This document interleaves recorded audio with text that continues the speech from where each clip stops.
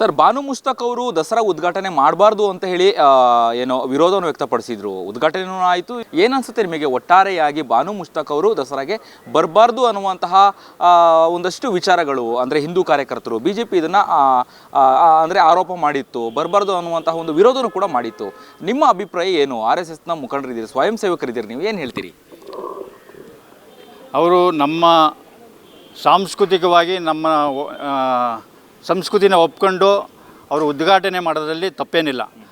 ಅವರು ನಮ್ಮ ಈ ಕಾರ್ಯಕ್ರಮಕ್ಕೆ ಬರ್ತೀನಿ, ಅವರು ಭಾಗವಹಿಸ್ತೀನಿ ಅಂತಂದರೆ ಅವರು ಕೂಡ ಭಾಗವಹಿಸ್ಬೋದು.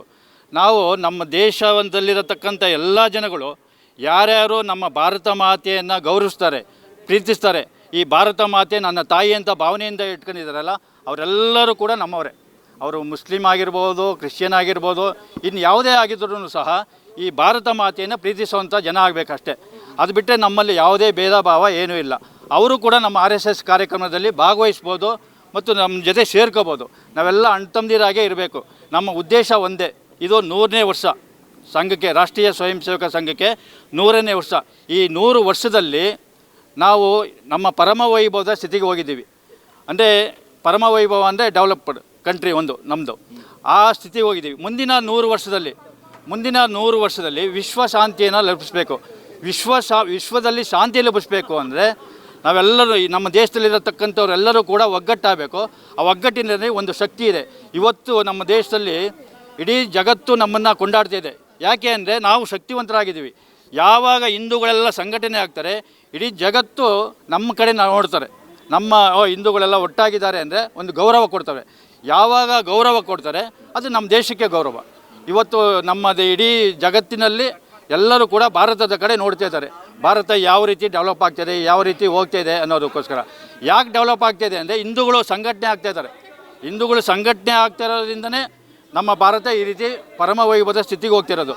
ಹಾಗಾಗಿ ಮುಂದಿನ 100 ವರ್ಷದಲ್ಲಿ ಎಲ್ಲರನ್ನೂ ಕೂಡ ಸಂಘಟನೆ ಮಾಡಿ ಇಡೀ ವಿಶ್ವಕ್ಕೆ ಒಂದು ಶಾಂತಿ ಲಭಿಸಬೇಕು ಅನ್ನೋ ರೀತಿಯಲ್ಲಿ ನಾವು ಒಂದು ಸಂದೇಶವನ್ನು ಕೊಡುವಂಥ ಕಾರ್ಯಕ್ರಮಗಳಿದು. ಹಾಗಾದರೆ ಬಾನು ಮುಸ್ತಕ್ ಅವರನ್ನು RSS ಕಾರ್ಯಕ್ರಮಕ್ಕೂ ನೀವು ಸ್ವಾಗತ ಮಾಡ್ತೀರಾ? ಬರ್ಬೋದು, ಭಾಗವಹಿಸ್ಬೋದು. ಅವ್ರಿಗೆ ನಾವೆಲ್ಲರಿಗೂ ಕೂಡ ಕರಿತೀವಿ. ನಮ್ಮ ಏರಿಯಾದಲ್ಲಿ ಇದ್ದಿದ್ರೆ ನಾವು ಕರಿತಿದ್ದು ಅವ್ರನ್ನ.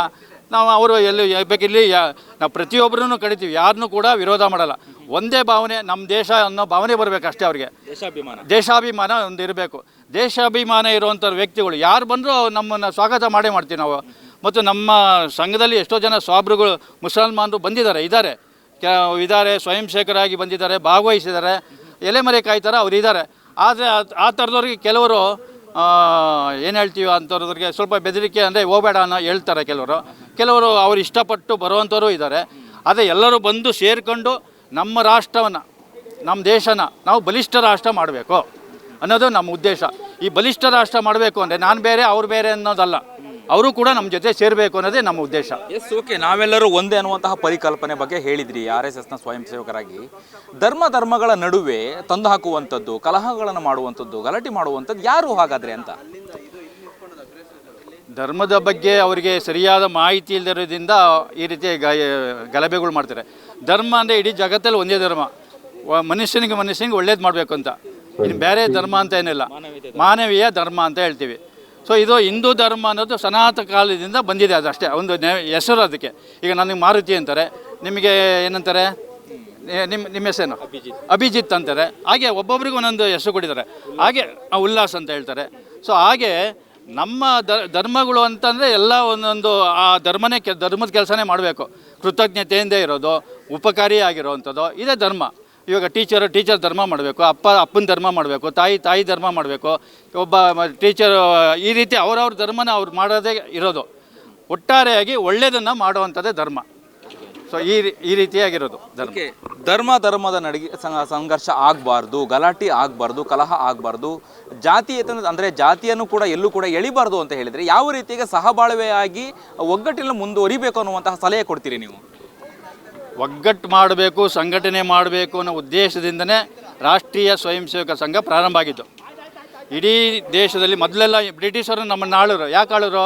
ನಮ್ಮಲ್ಲಿ ಒಗ್ಗಟ್ಟಿರಲಿಲ್ಲ, ನಾವು ಬೇರೆ ಬೇರೆ ಅಂತ ಇದ್ದೋ, ಆ ಜಾತಿ ಈ ಜಾತಿ ಅಂತ. ಬ್ರಿಟಿಷರು ಅದನ್ನೇ ಒಂದು ಅಸ್ತ್ರವಾಗಿ ಉಪಯೋಗಿಸ್ಕೊಂಡು ನಮ್ಮನ್ನು ಹೊಡಿತಾ ಬಂದರು. ಆದರೆ ಸಂಘ ಏನು ಮಾಡ್ತು, ನಾವೆಲ್ಲ ಒಗ್ಗಟ್ಟಾಗಿದ್ದರೆ ಮಾತ್ರ ಬ್ರಿಟಿಷರನ್ನ ಈ ದೇಶ ಬಿಟ್ಟು ಓಡಿಸೋದಕ್ಕೆ ಸಾಧ್ಯ ಅಂತ ತಿಳ್ಕೊಂಡು ನಿರಂತರವಾಗಿ ಸಂಘ ಎಲ್ಲನೂ ಸಂಘಟನೆ ಮಾಡ್ತಾ ಬಂತು.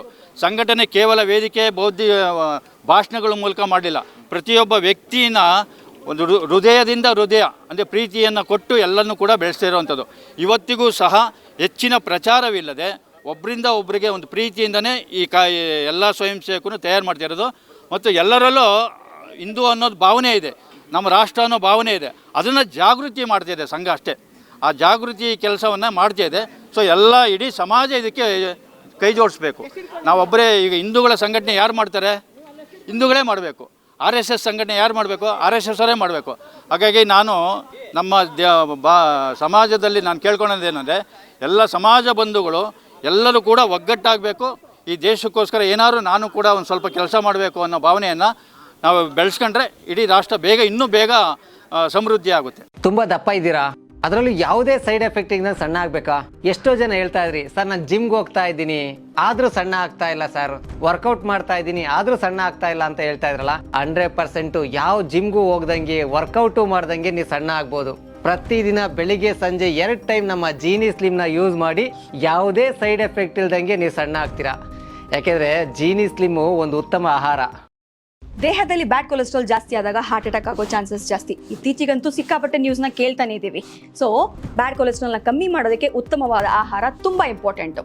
ಜೀನಿ ಸ್ಲಿಮ್ ಯೂಸ್ ಮಾಡಿ. ಕರೆಕ್ಟ್, ಜೀನಿ ಸ್ಲಿಮ್ನಲ್ಲಿರುವಂತಹ ಎಷ್ಟೋ ಆಹಾರ ಧಾನ್ಯಗಳು ಕೊಲೆಸ್ಟ್ರಾಲ್ ಲೆವೆಲ್ನ ಕಮ್ಮಿ ಮಾಡೋದಕ್ಕೆ ಹೆಲ್ಪ್ಫುಲ್ ಆಗುತ್ತೆ. ಸೊ ಹೆಲ್ದಿಯಾಗಿರಿ, ಜೀನಿ ಸ್ಲಿಮ್ನ ಯೂಸ್ ಮಾಡಿ. ನಮ್ಮ ಕರ್ನಾಟಕ ರಾಜ್ಯದಲ್ಲಿ ಕಳೆದ ವರ್ಷದ ನೀಟ್ ಮತ್ತು IIT JEE ಪರೀಕ್ಷೆಯಲ್ಲಿ ಸಾವಿರಾರು ಉಚಿತ ಮೆಡಿಕಲ್ ಹಾಗೂ IIT ಸೀಟ್ಗಳನ್ನು ನೀಡಿರುವ ನಮ್ಮ ಹೆಮ್ಮೆಯ ಎಕ್ಸೆಲ್ ಅಕಾಡೆಮಿಕ್ಸ್ ವಿದ್ಯಾಸಂಸ್ಥೆಯಾಗಿದೆ. 1 ವರ್ಷದ ಲಾಂಗ್ ಟರ್ಮ್ ನೀಟ್, CET ಮತ್ತು IIT JEE ದಾಖಲಾತಿ ಪ್ರಾರಂಭವಾಗಿದೆ. ಮೆಡಿಕಲ್ ಅಂದರೆ ಎಕ್ಸೆಲ್, ಎಕ್ಸೆಲ್ ಅಂದರೆ ಮೆಡಿಕಲ್.